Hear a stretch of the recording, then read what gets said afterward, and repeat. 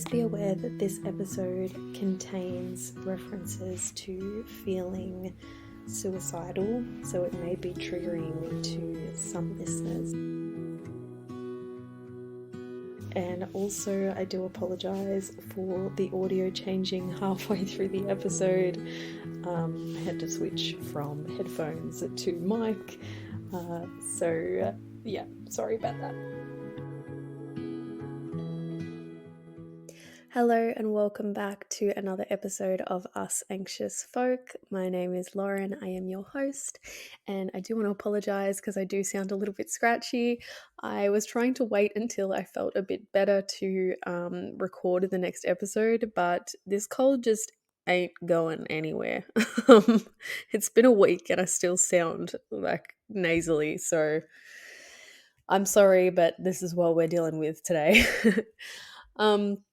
So for today's episode, I'm going to be talking about something that honestly makes me feel nervous to talk about. And full disclosure, I have recorded this episode about 6 times already and then deleted it because I'm like, you can't say that. That sounds like you're preaching. I don't want to piss people off. I'm going to be talking about medication / antidepressants because they're really the main medication that's prescribed when it comes to anxiety. And it's been a requested topic. But the reason I feel uneasy about it is because obviously I'm not a medical professional, so I don't feel qualified to talk too much about medication, but also because my own experience with it has been all over the place, to tell you the truth. Like, I have, started out at a place of taking medication and feeling like it doesn't do anything good, blocks my creativity, makes me feel weird and numb, to then coming to a place where I had to take medication to save my own life, to getting to a place where I'm like, natural therapies resonate more with me than pharmaceuticals, and being someone who prefers to do yoga and meditate and connect with the body, I shouldn't be taking medication. Like somewhere inside I think the two are mutually exclusive, which is weird. And I guess being someone who reads a lot as well, I've read a lot of really well written books that talk about, the downsides of medication and why we're not built to take medication. And, so I've convinced myself that I shouldn't be taking it. And then I've tried to come off it and then ended up having to go back on. And so, like I've felt so conflicted about it myself that I've felt like I don't really know what to say about it. But in trying to approach this episode from a respectful place, I came up with 4 lessons that I've learned when it comes to medication. And I want to stress that this is purely based off my own experience, because obviously that's the only experience I have to go off. And also, I don't want anything that I say in this episode to be taken as medical advice, obviously. Because our experiences are all different, and that's actually something I'm going to be talking about. But just to give a little spoiler alert. But yeah, so let's just jump in. So the first lesson that I've learned when it comes to medication is not to Google. And it's funny because it's something that I know I always end up doing, and I think I've heard from other people that they end up doing as well. And like, it's one of those things that we don't want to do, but we do it. And I think with medication, it comes from a place of wanting to feel secure, first of all, but also wanting to feel more empowered. Like, if you're putting something in your body, you want to know what that is, what the thing you're putting in your body is going to do to you. Forewarned is forearmed, and if that's how that saying goes. And I feel like when you go to a doctor and you get prescribed medication, there's not a huge conversation that happens surrounding like what the medication's going to do to you. And I get it because most of the time doctors tend to just gloss over the side effects, which if you've gone to a doctor because you have really bad anxiety, right? And every sensation is triggering you and you're anxious and stressed and nervous and on edge and you're overthinking about everything. If they sit down and list the possible side effects of a medication, there's no fucking way you're going to take it. There's no way. If I had gone to a doctor back in my darkest days and he'd said to me, this medication's probably like may cause gastrointestinal problems, it may cause like dizziness and, feeling not quite like yourself, I would have said, I've come here to not feel those things. Like, give me something that's going to help me to not feel those things, please. So I get why they don't go through the side effects with you, but also, um, I know that in my personal experience, when I've gone to a doctor and been prescribed a medication, really all they've said about it is just, take this, it's gonna make you feel better. And I'm like, okay. But I'm like, that information is not enough. Like, I need to know more. I need to know exactly what's gonna happen because I am anxious and I need to be prepared. I don't like uncertainty. So I would go home and I would Google and I would read good reviews and bad reviews for, say, this particular medication that I'd been prescribed, but only the bad reviews would stick with me. And as humans, we naturally have a negativity bias. So we are wired to focus on the bad more than the good. But also, if you're trying to avoid the bad happening to you, then you will read and notice more about the bad reviews because that's what you don't want to happen. So you're like, how can I avoid that? Okay, I won't take this drug because this person says that it did this to them and I don't want that, so I'm not going to take it. The problem with that, which I'm sure you know, is that the placebo effect is very real. If you're not familiar with the placebo effect, definitely have a Google, it'll blow your mind. But basically, it's just that, uh, you know, the imagination is crazy, like crazy powerful, and we can imagine ourselves into certain states. Um, there have been scientific studies in the past where they've done surgery on people with knee problems, and they've had one group of people that they really did surgery on, and then they had another group of people that they pretended to do surgery on, like they took them into the operating theater and gave them anesthetic and did everything that they did to the other group, but they just didn't actually do anything to their knees. And there was a significant amount of people in that group that didn't have surgery that recovered just the same as the people who had surgery, even though their knees hadn't been operated on. So the power of the mind is intense and very strong and very capable of changing an experience just based off thought alone. And so whenever you Google a medication, trying to inform yourself and empower yourself, what you end up doing is disempowering yourself because you can actually be creating an experience that maybe wasn't going to be the one that you were going to have. And I know this because when I was struggling very badly with antenatal depression and I got put on, I'm going to say it was about 5 different medications. I'm just guessing though. It was a couple, but I can't quite remember exactly. That I was working with a crisis team at the time and they would prescribe me a medication and then I would Google it and I would read all the bad reviews and all the reasons why it wasn't going to work for me. And I would go back to them the next day and say, I can't take this medication. I mean, I took it for one day, but it gave me this and it gave me that and it did this and I can't cope with it.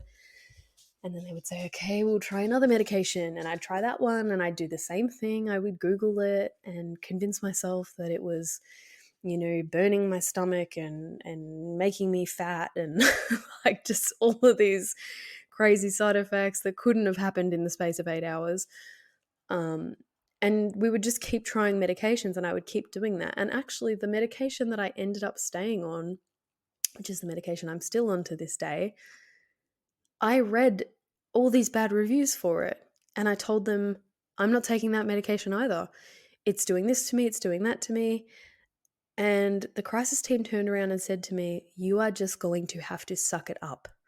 And I was like, "Sorry? What do you mean? What do you mean I have to suck it up?" And they were like, "Sorry, but you know, if you want to feel better, you're going to have to feel worse to begin with, and you're just going to have to suck it up." And I remember being outraged because I'm like, I'm relying on these people to make me feel better, and I'm putting my body through hell trying to feel less like hell, and no one understands, and they tell me to suck it up. But to be totally honest, I needed them to say that because that was exactly what I needed to do. I needed to just suck it up. And, like I said, I'm still on that medication to this day, and it doesn't have any bad side effects for me. And I'm quite happy on it. So I'm glad that I did suck it up. I understand why we Google. I get it. I know that we want to have more information, and I know that the conversation when it comes to antidepressants isn't a big one when you're speaking with medical professionals. It isn't a conversation that makes you feel like you have enough information to move forward. But to be honest, there's never going to be enough information that makes you feel confident in moving forward.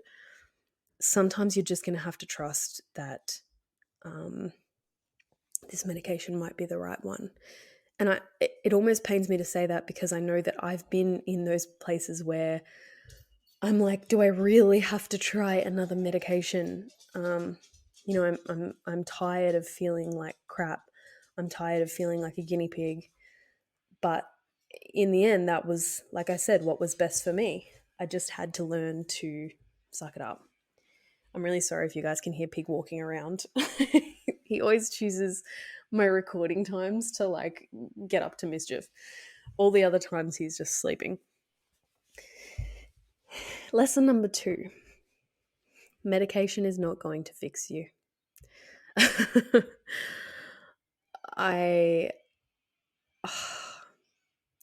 It's a shitty truth, but it's also a really freeing truth.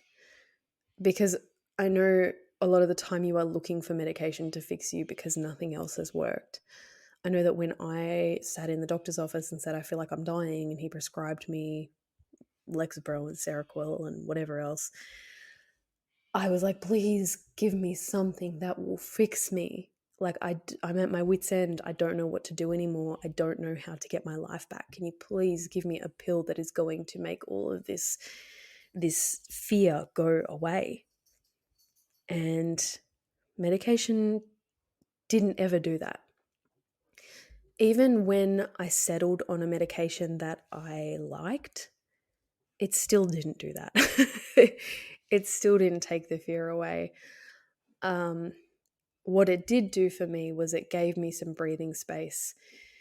It gave me space to feel like I mean, little trigger warning. I'm definitely going to put a trigger warning at the start of this show, but medication made me feel like I wanted to live, whereas being off medication, I felt like the gap between wanting to live and wanting to die was just very blurred, and it would take the slightest thing for me to topple and lean over towards not wanting to be alive. Whereas on medication, I feel much more stable. But in saying that, like I said, it doesn't cure you. It doesn't fix you. It doesn't take away the panic symptoms. Nothing is going to do that. And the reason for that is because, like I said, our brains are so powerful. The survival instinct is probably the most powerful, oldest, most primitive instinct that we have. And that's why you're alive, because you have that instinct. And there's not a drug that's going to dull that enough for you to be able to function in normal life and also um, not feel scared. You know, they haven't created that, and to be honest, I hope they don't, because we need that survival instinct. We need to feel a healthy level of fear. Medication, in my experience, is complementary to other modes of healing. Medication has allowed me to have enough balance and breathing space to do yoga, to meditate, to go out and get some fresh air, to go for a walk, to see friends, to make sure I'm eating enough meals. You know, I have to do other things in conjunction with taking my medication. If I just took my medication but didn't do any of those other things, I wouldn't feel better. I would probably still be housebound. So I've learned not to look at medication as the answer, but just to look at medication as a support. Lesson number 3, ignore comparisons. This one's been a really hard lesson for me to learn, honestly. Like I said, I've had a tumultuous journey with medication, and I think a lot of that is,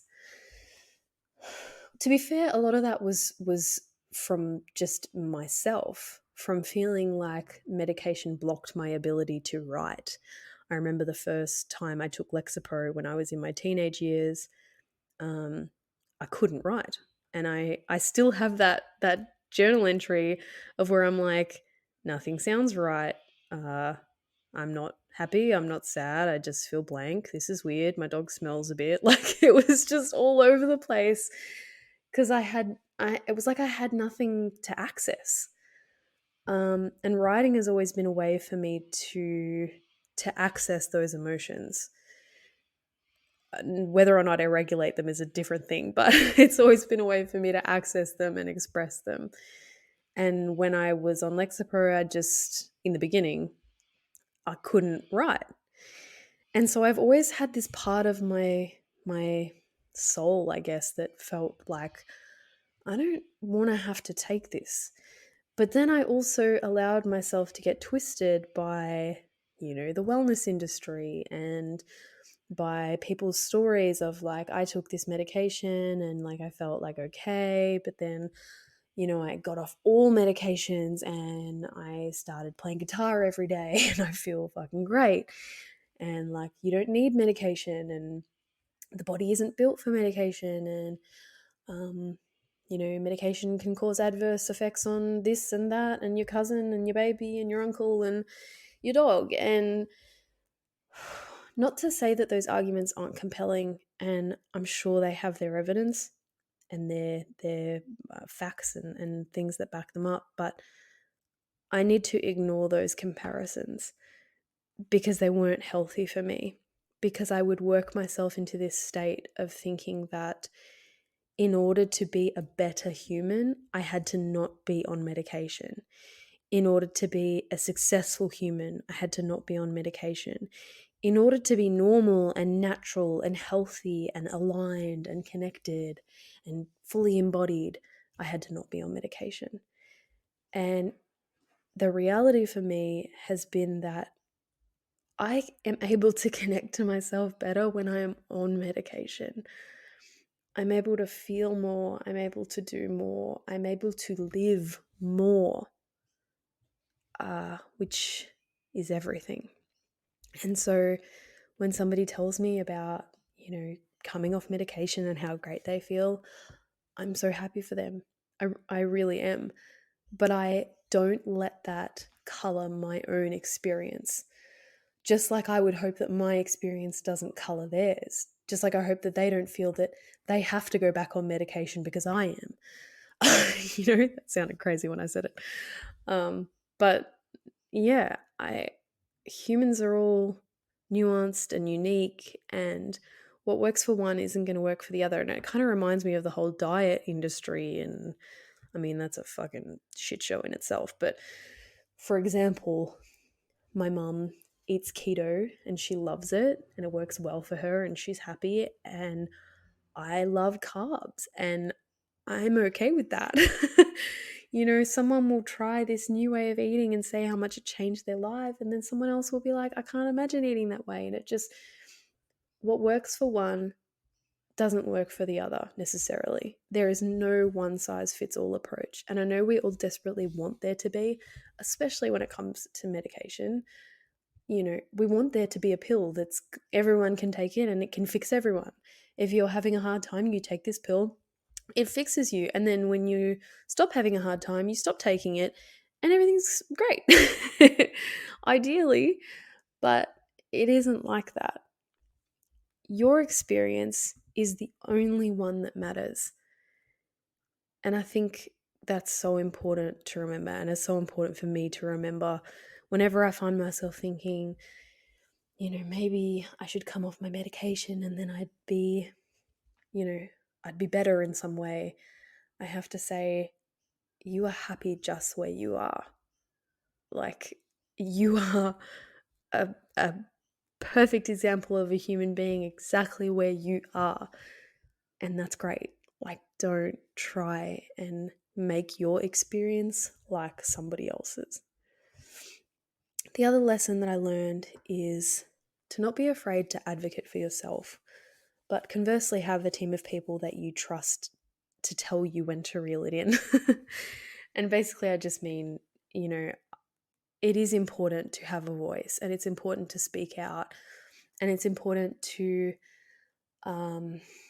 be clear with what you want and what you don't want. But at the same time, we can be our own worst enemies in that way. Just like I said with how many different medications I tried during my pregnancy with Lila and how each one I convinced myself wasn't working.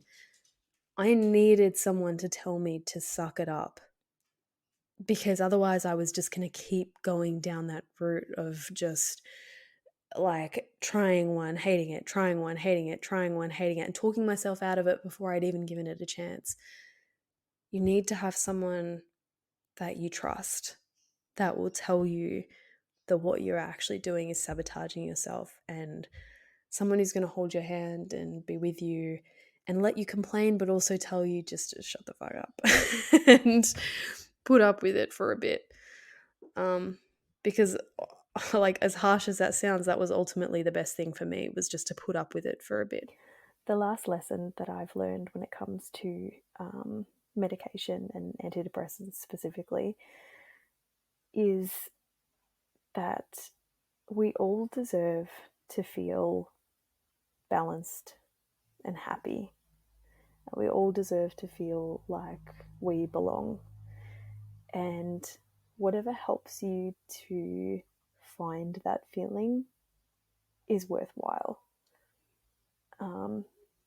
So, it's taken me a long time to come around to the idea that medication is a part of my coping mechanisms, part of the way that I manage to participate in the world. But I'm so happy that I've come to that place.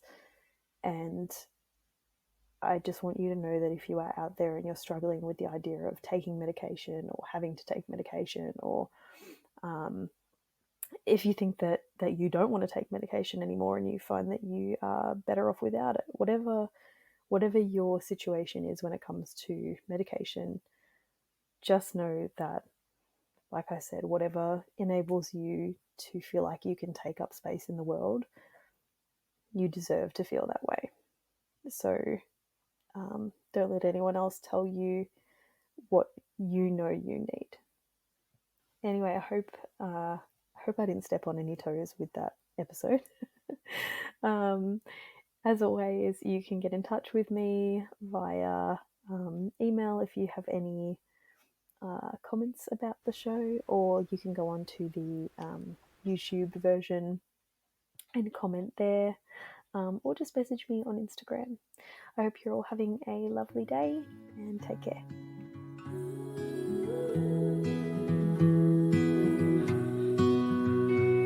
Thank you for listening to the Us Anxious Folk podcast, the podcast for the chronically overwhelmed, perpetually panicked, anxious folk in all of us.